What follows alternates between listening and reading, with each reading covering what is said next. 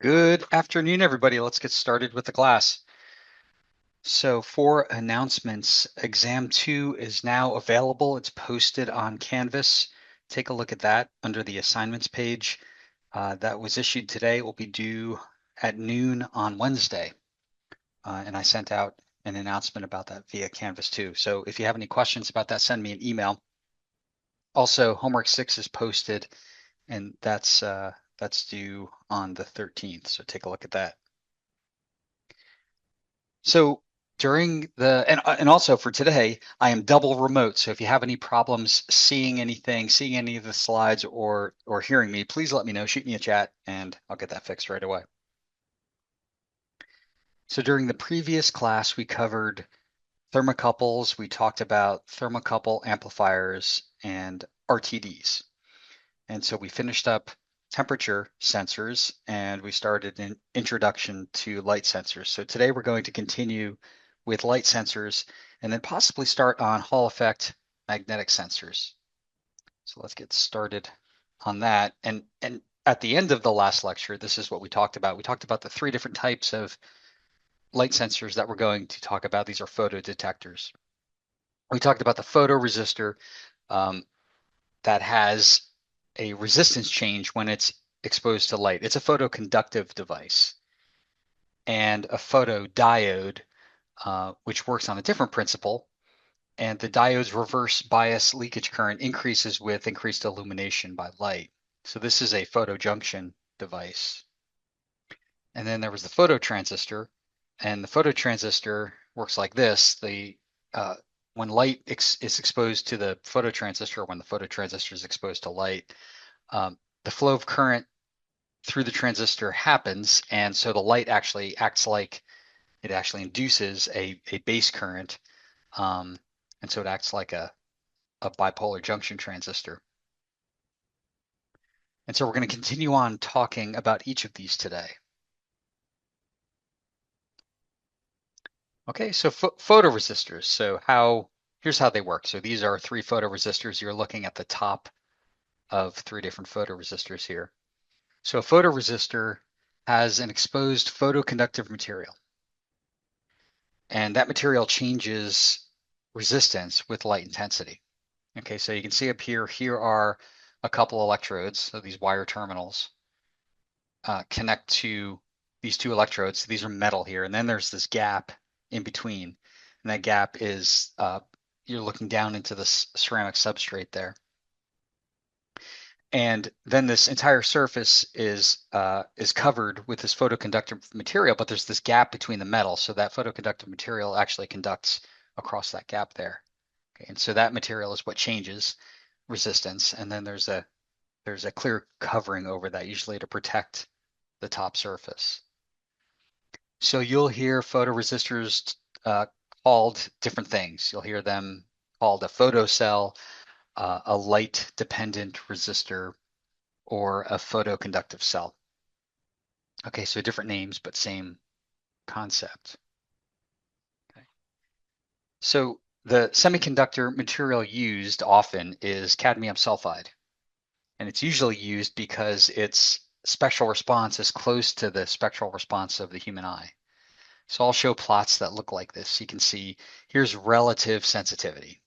Okay, so it's some relative measure of how sensitive the photo resistor is to light. And then we're going to talk in wavelengths here. So here's wavelength in nanometers along the bottom. Here's 400 on the left, up to in the kind of 700, the red on the right, and higher wavelengths there. But you can see the visual spectrum here. It ranges from just above ultraviolet to just below infrared. So that's the light we could see. So I'll put these on these plots just so you can see where these wavelengths fall in on the plot and where you could see and what color they are. But the cadmium sulfide is here, right? So you can see its relative sensitivity centered here around green, and it extends down to blue and up to red in wavelengths. And then there are other materials that have different sensitivities, different ranges of the spectrum. So typically photoresistors are not precision parts. There's usually a large variation part to part, typically, for cheap photoresistors. And often we use these devices for detecting just the presence of light, not necessarily for precise measurement of light levels. Now, it doesn't say you can't do it. It doesn't say there's anything out there that any photoresistor out there that has tighter tolerances. But I've generally seen these used for detecting the presence of light, and maybe detecting light over or under a rough threshold. Okay. So here's how to use them. You have this photoresistor that is a resistor whose resistance changes with light intensity or illuminance. We're going to talk about resistance versus illuminance in units of lux or lumens per meter squared. So here's a plot out of a data sheet that shows resistance, so going from 100 ohms up to 10 mega ohms. So this is a log scale, very wide range of resistance value here. And here's illumination in lux. So you can see that, take this red line here. The resistance falls as the light gets brighter. As illumination in lux increases, the resistance falls. So you're going all the way from, if you just look at this red line range, uh, a couple hundred K ohms all the way down to below 1K ohm. So a wide range of resistance. And if you're not familiar with lux, you can look at this kind of table that shows, well, what is a low lux and a high lux value, a low illuminance and a high illuminance value. So down at the dark end, a moonless, overcast night sky, very dark, would be 0.0001 lux. Right? And then a moonless, clear night sky, when you have some starlight out there, right, 0.002 lux. And as you increase, you can see these relative levels, right? Full moon, 0.05 to 0.3 lux. And then kind of civil twilight under a clear sky, 3.4 lux. We're getting brighter. Public areas with dark surroundings, 20 to 50 lux. So it gives you an idea of how to visualize these when you're looking at this illumination scale here and what the resistance values would be, right? If you're sitting in your relatively dark family living room, 50 lux. Let's see, dark overcast day, we're up to 100 lux. Office lighting, 320 to 500 lux under the bright lights. Overcast day, 1,000 lux, and then all the way up to direct sunlight, 32,000 to 100,000 lux. So that gives you an idea when you're thinking about these plots, this horizontal axis of this plot, picture these brightness levels all the way from the darkest night you've ever experienced all the way up to direct sunlight. Okay. So you can use a voltage divider to produce a voltage that changes with the changing resistance of the photoresistor. Okay, so this voltage is going to vary with the light level. So here's a simple way to do that. Here's a voltage divider created with the photoresistor and a fixed resistor, and then some voltage source. Okay, so then this output voltage is going to vary as this photoresistor value varies. So it's a very simple interface circuit, and you could use this to tell the difference between night and day, or night and indoor light and outdoor light. They're pretty good for that. Okay. Then once you have this voltage, this output voltage of the sensor interface circuit, you can sense that, or you could read that, measure that with a microcontroller or a voltmeter. But if you want to automate something, you can use the ADC input of a microcontroller to measure that voltage and then relate that to the brightness. And oftentimes what I do is I experiment and I determine light levels and light thresholds uh, for my application. If I want to light lights outside based on brightness at sunset, then measure the voltage, during the day, during night, pick somewhere in between, and you can establish thresholds experimentally. Okay. Okay, so those were photoresistors. Let's move on to photodiodes and how they work. So here's an example of a photodiode in a package. Actually, that the die is right in there. You can see in the center there. There's this window over it. A photodiode is just a diode, but it has a diode whose p-n junction, right? P material, n-type material, or P and intrinsic and n-type material, where those depletion regions or the junctions can be exposed to light through this window. So you can see down here, here's a cartoon of what one might look like. You can see the P region, the depletion region, and the N-type substrate, and the anode and the cathode. Okay.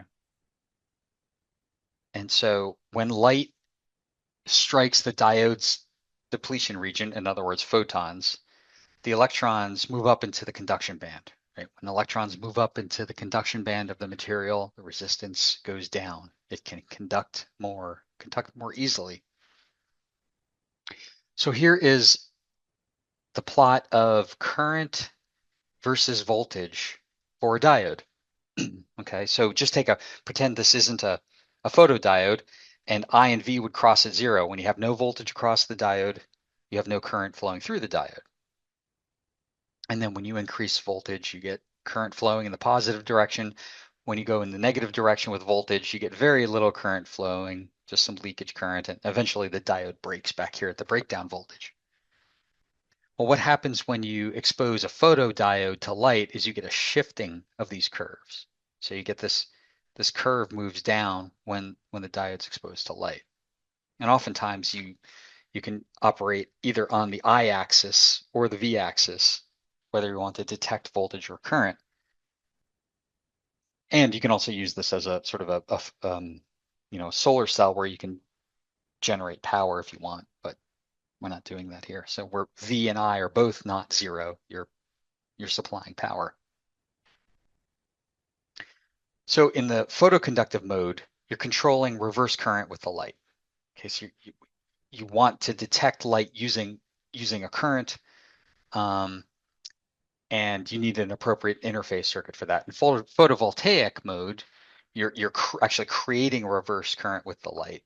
Okay, and so you'll want to detect a voltage there and have an appropriate interface circuit.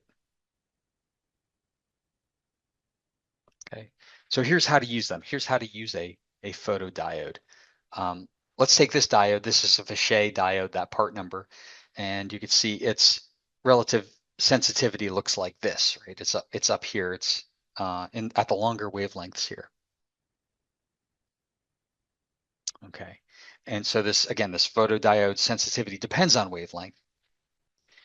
And photodiodes exist in the visible range and outside of the visible range. So you can get diodes that work at IR, diodes that work at visible, diodes that work at UV. Here's a plot that relates the reverse light current versus the reverse voltage for this diode. So let's define the polarity and the reference direction for the diode voltage and the diode current, respectively. So you have a diode voltage plus at the anode, negative minus at the cathode, and then we're going to define the diode current as going into the anode side here. And there's two little arrows in, mean this is a photodiode. Okay, so let's look at this the sensitivity plot here. So here's it's actually reverse light current versus voltage. So here is the current, and this is going to be a reverse current. Okay, so the diode voltage shown here is negative the reverse voltage here, and this is the reverse current. And we're operating at 950 nanometers. So right here, you can see within the kind of the peak sensitivity range of this diode. So we need somehow to convert this current into a usable voltage. Remember I said at the beginning of the sensors lectures that oftentimes we get some kind of value out of a sensor that isn't very usable. And I said you need some kind of circuit to convert the output of a sensor into a usable current or usable voltage. So any useful value. Okay, so this circuit does that. You might recognize this if you took my class for Intro to Circuits. This is a transimpedance amplifier. A transimpedance amplifier takes a small current, amplifies that value, and creates a voltage that is proportional to that current. And so here is this circuit creates an output voltage as light level changes and as this diode current changes. And this diode current, I have the arrow pointing up here because that's how we define diode current ID. But that diode current's actually going to be negative, as we saw on that I versus V curve, right? When that curve shifts down. The output voltage here is going to be minus this feedback resistor times ID. Right, so that feedback resistor times -1 is the gain of the circuit, right? And it's in volts per amp, right? That's why this is a transimpedance amplifier, which is voltage and current at two different points in the circuit. It looks like an impedance, but it's a transimpedance because voltage and current are at two different points in the circuit.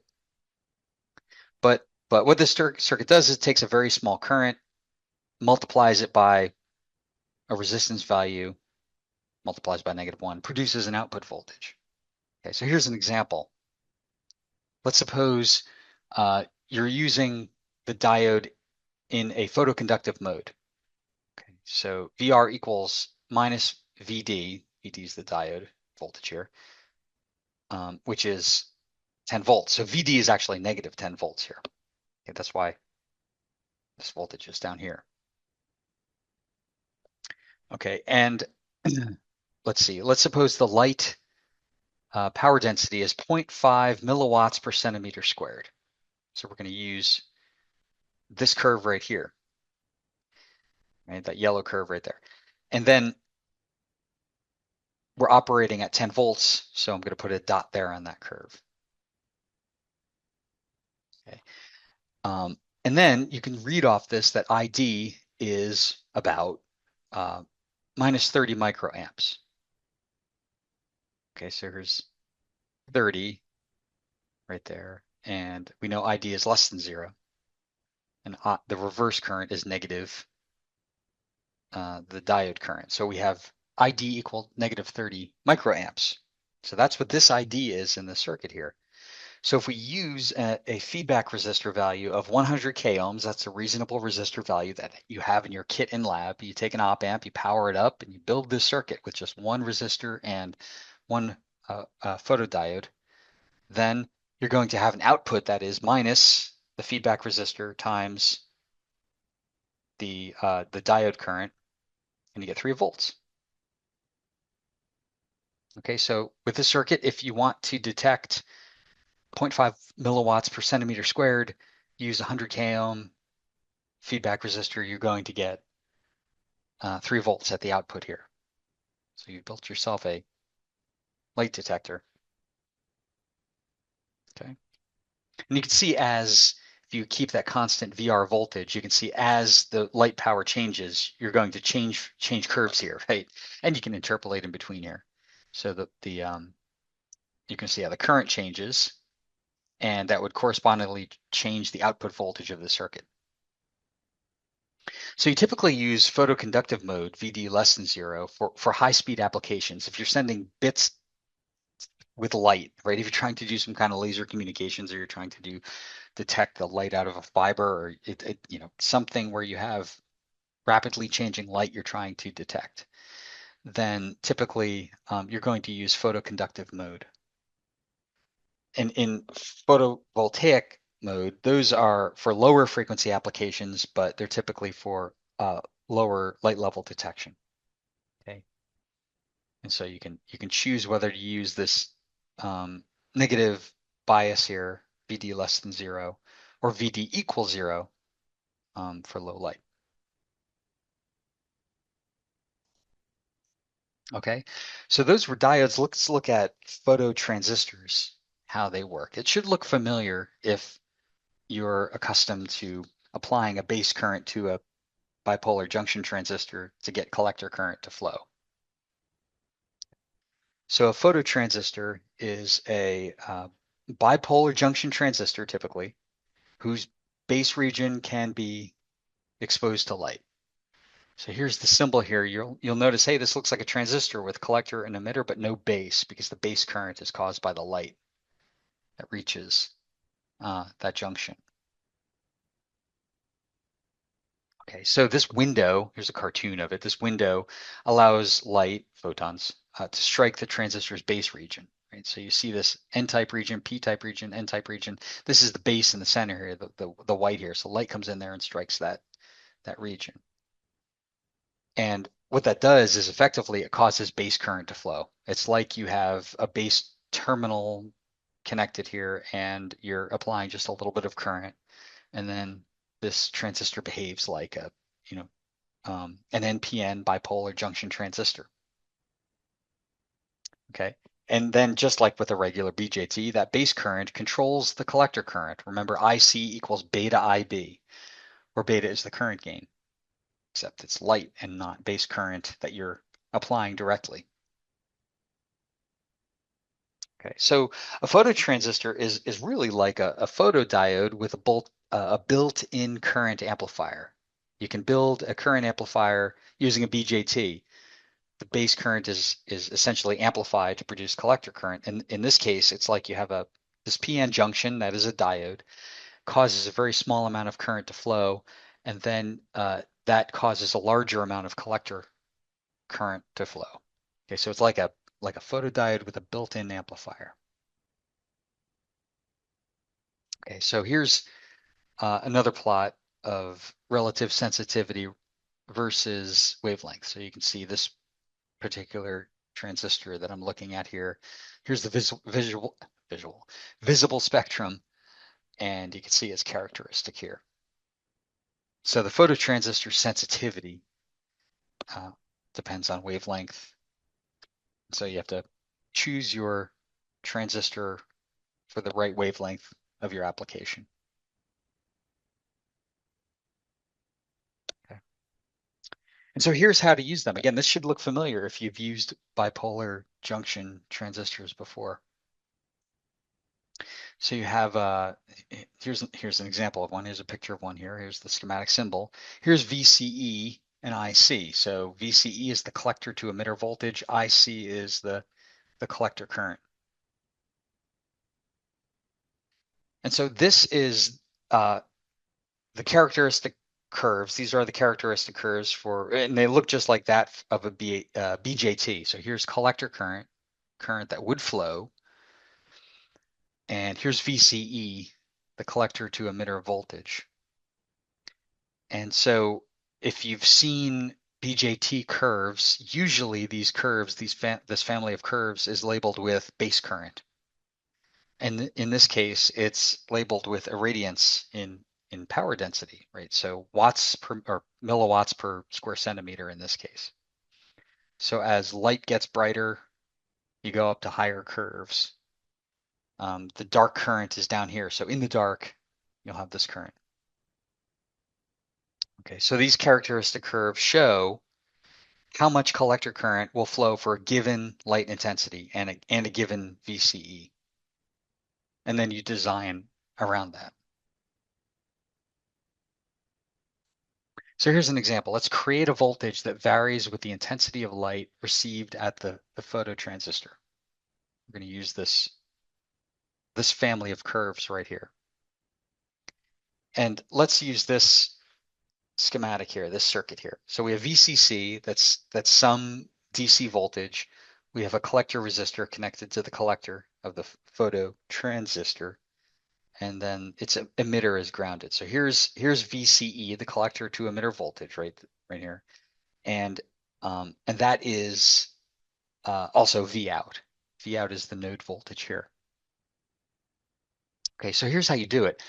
Let's specify VCC, this voltage here, to be approximately the largest output voltage when the phototransistor is in the dark, right? So what's going to happen here is as this phototransistor conducts, when it's light, it's going to have current flow, the V out is going to fall, right? And when there's no current going through the transistor or very low current, V out is going to be high. So let's specify VCC to be the largest output when the phototransistor is in the dark. And let's say that's down here. Let's use 30 volts. I just picked that because, well, it's a nice value on the plot all the way to the right here.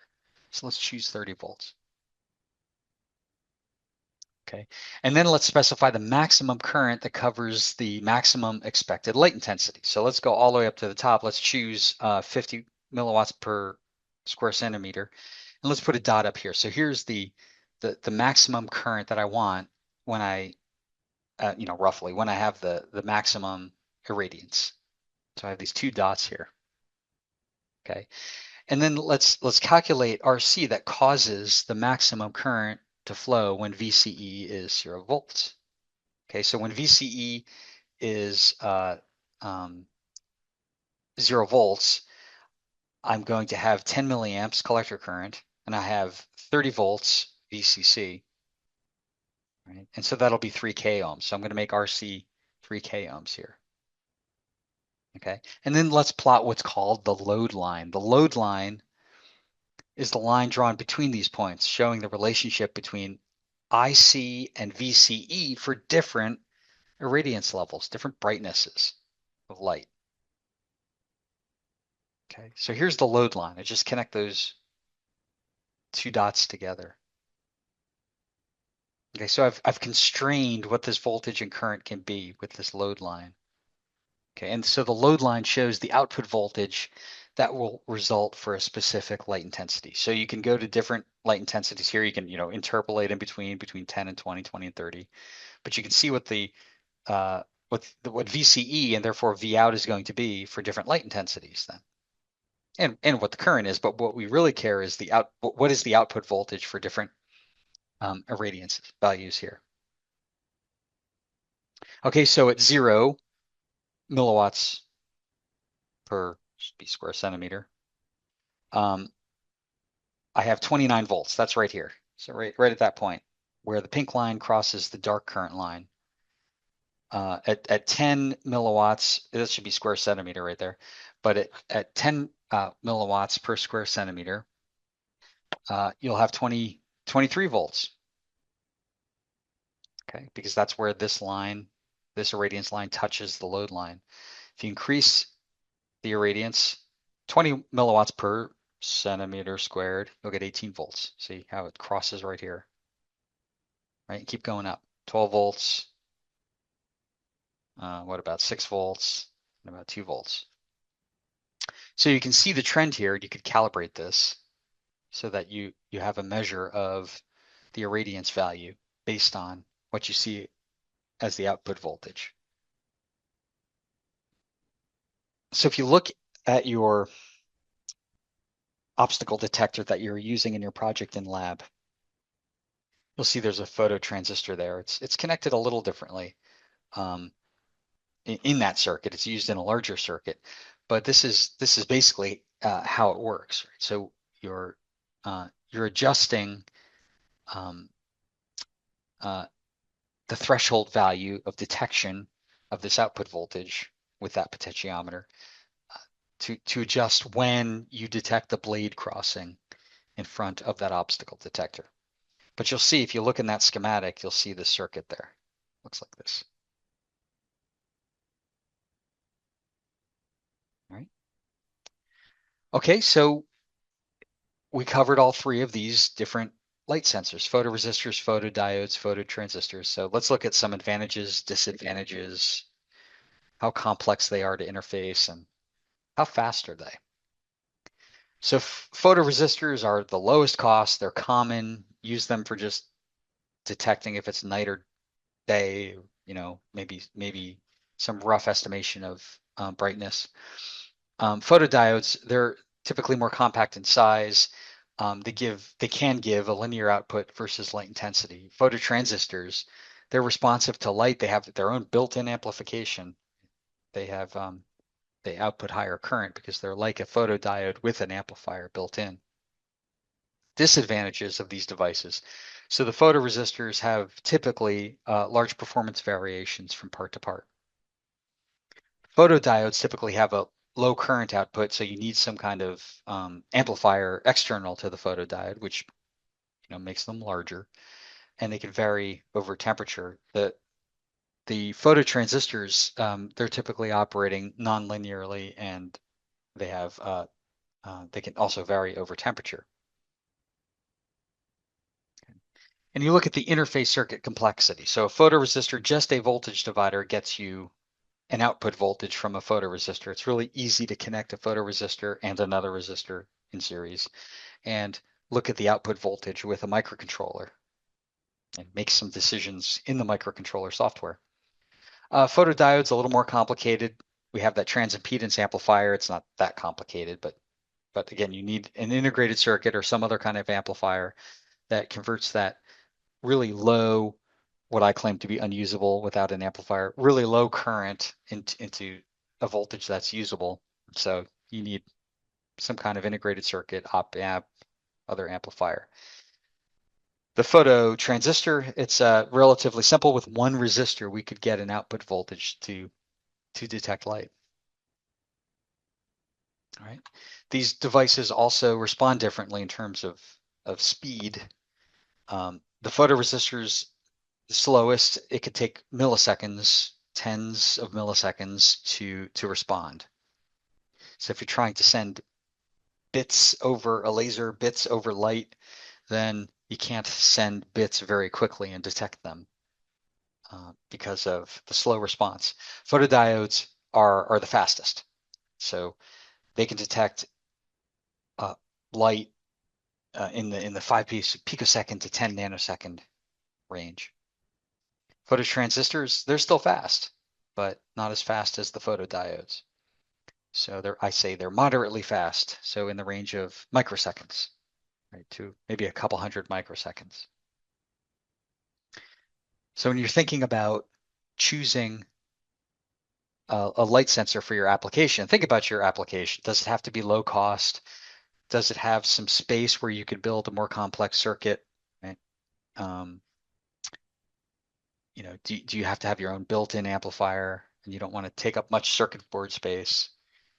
Can you take the variation part to part, or do you need a little more tolerance, a tighter tolerance part to part? And how much time do you want to spend designing the circuit and getting the circuit to work? And then how fast does the response time need to be? So think about that for your applications when you choose a light sensor. All right. Okay.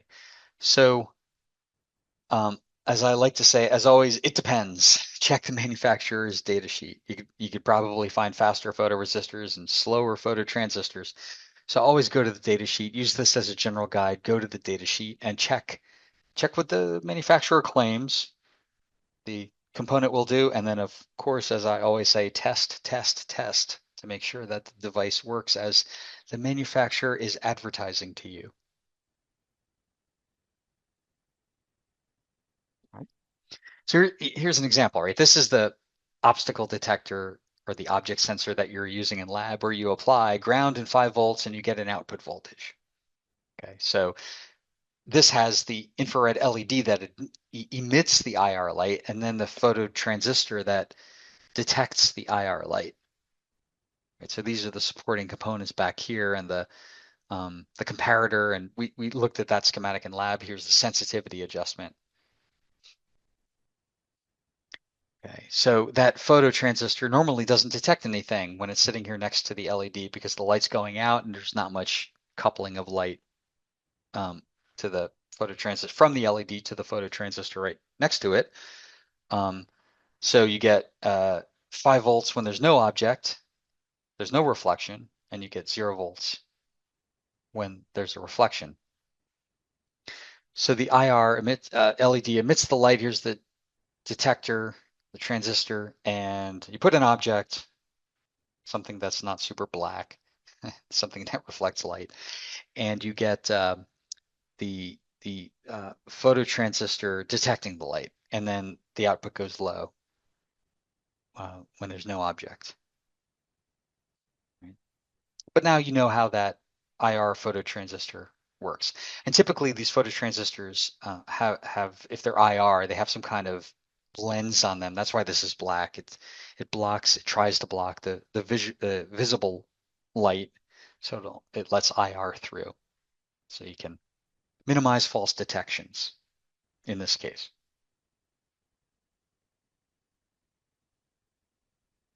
All right.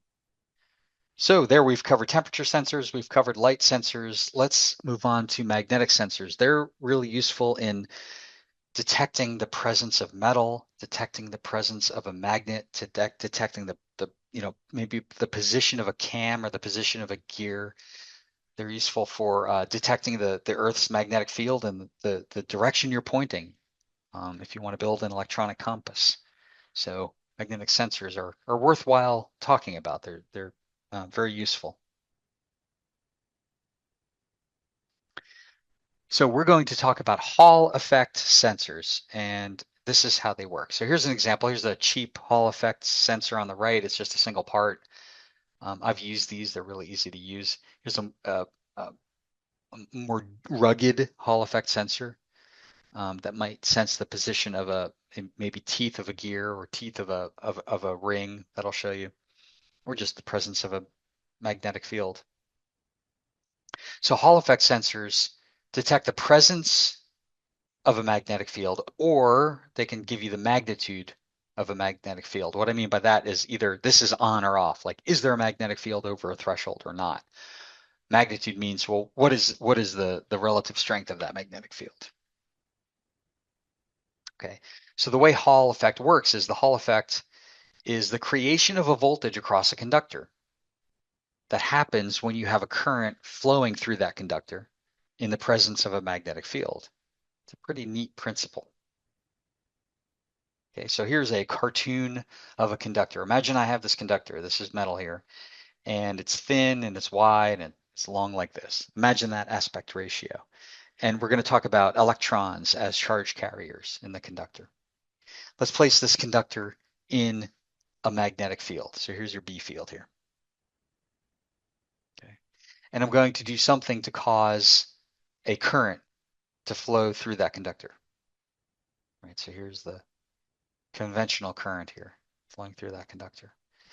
So conventional current, remember we talk about positive charge flow in electrical engineering, right? But I'm going to mention here one of the many few times, no, one of the few times I'm going to talk about electron flow because I want you to visualize electrons flowing here as charge carriers. Okay, so let's take one of these electrons out of the metal, off the surface of the metal here, and we're going to look at it alone. And so imagine that is in the B field. Here's the B field, here's the electron. Okay. And remember that uh, a force imposed on a positive charge is governed by this equation. This is a different way. If you took my circuits class, I talk about IL cross B for how a motor works and how you can build a linear machine or wind up coils and create a force on a coil. This is a variant of that. This force, this vector, is Q, the charge. This is the velocity vector cross product, B, the magnetic field vector here, E field vector. Okay. Okay, so now remember electron flow is the opposite of conventional current flow. So here's my QV, right, with conventional current. Okay. And so QV cross B, use the right-hand rule, gives you a force up as oriented here on this conductor. You get a force up on that electron. Okay, so that's the force. That's the force that is going to, that's the Hall effect that is going to create a measurable voltage on this conductor. I have a force pushing up on this electron. You can imagine all these electrons flowing across this conductor here, moving upward. And so what that does is that creates a net negative charge up here at the top. You have all these electrons going to the top. Okay, and that's going to leave a net positive charge, right? The absence of those electrons at the bottom here. Okay. And so now you have this potential here that you could measure, and that's the Hall voltage. This V sub H is the Hall voltage that's measurable across this conductor right here. Okay, so that's the principle right there. That voltage H indicates the presence or the magnitude of that magnetic field once you're calibrated. So that is a short version of what the Hall effect is and how that works. But it gives you enough to understand how these sensors work. You can detect that voltage, you can measure that voltage, and therefore measure the presence or magnitude of a magnetic field. Okay. All right. So here is uh, an example Hall effect device. Okay, so this is this A3144 low-cost Hall effect sensor. You have 3 pins on it, VCC, ground, and out. So you power it and you get an output voltage. And it looks like this inside. Here's VCC, here's output, here's ground. And you can see a block diagram of what's inside. There's a regulator here, right? That causes, here's the Hall effect element right here, causes a current to flow through that Hall effect element. On either side of that element, that's connected to an amplifier, right? So this is a high gain differential amplifier here. Um, and it amplifies that voltage to a more usable level here. Okay. And so you take that Hall voltage, amplify it up, and then you can use what is effectively a comparator with hysteresis called a Schmidt trigger. It's just detects a threshold and it has hysteresis um, to compare that voltage to a reference level. And then you have a transistor at the output that has an open collector output. Okay. So that output is either open, left floating, or grounded. So you can use that with maybe a pull-up resistor to create a digital output that you could read with a microcontroller. So here's a top view of that funny shaped device. Okay, so when there's no magnet, the transistor is in cutoff. There's an open collector. So there's nothing connected here. It would be floating. Pin 3 would be floating. When you have a north and south of a magnet oriented like this, the transistor saturates. It's like you took a large base current into a BJT and you saturated the transistor. So the collector is essentially grounded, right? That output is grounded. There's a small VCE there, but it's low.